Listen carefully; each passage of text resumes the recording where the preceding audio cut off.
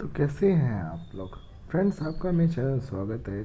इसमें मैं बताने वाला हूँ कि इस वक्त पाकिस्तान के पीएम और उनकी बकचोदी क्या इन्होंने अब तक करी है और क्या बुरा हाल बना रखा है पाकिस्तान के, और पाकिस्तानी कितनी बढ़ती है भारत से। दिवाली का मौका है, धूमधाम का मौका है, आपको दिवाली के मुबारक। मैं आपको इसमें बताऊँगा कि पाकिस्तान के फट्टू लोग कैसे उनकी बात करें, और पीएम के खिलाफ कितना बड़ा विरोध है।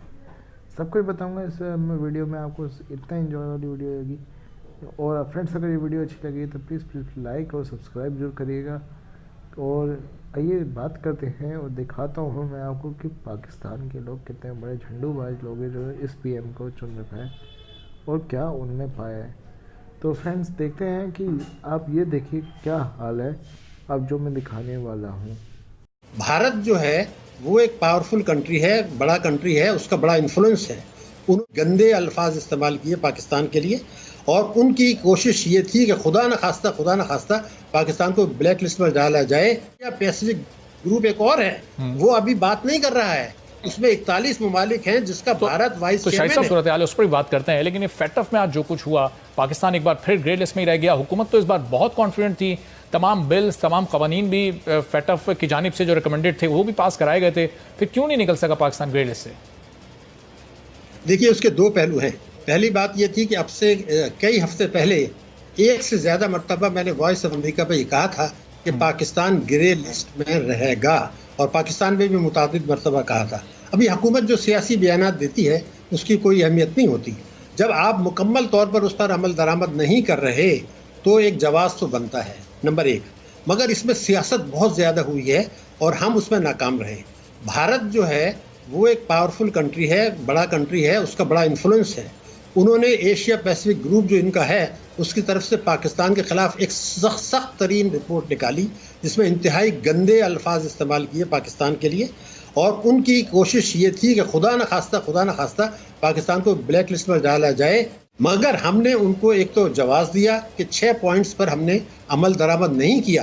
अब ये परेशानी हमें शिकायत तो अपनी हुकूमत से है कि जनाब जून 2018 में पाकिस्तान को ग्रे लिस्ट में डाला गया था।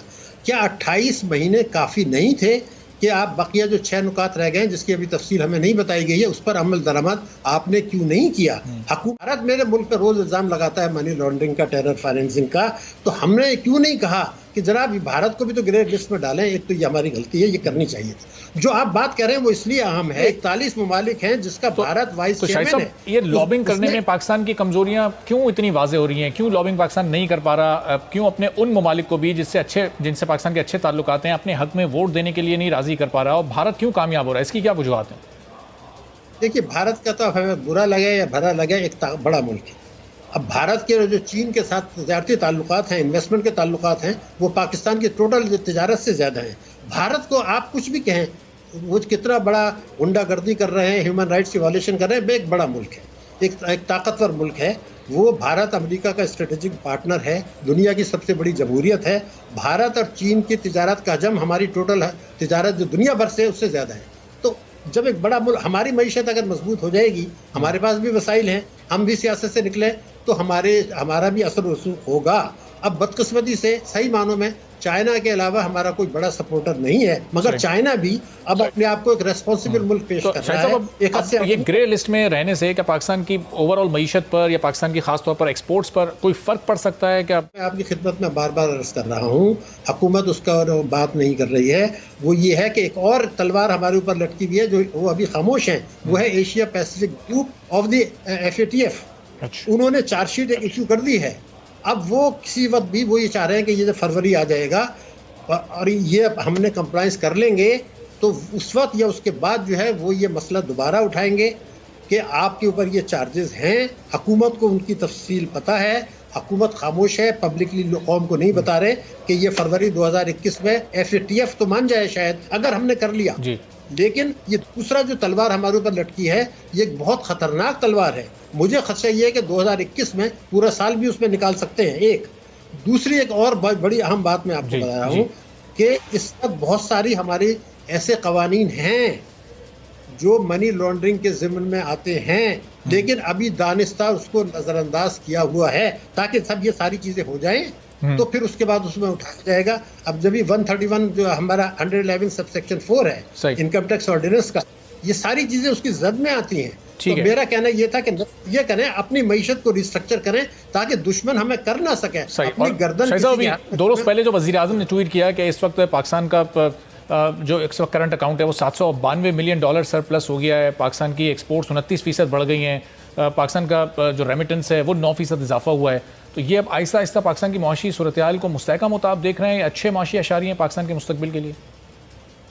देखिए, हमारा मुल्क है, आपका मुल्क है, हमसे ज़्यादा कौन चाहेगा कि हमारी मईशत तरक्की करे।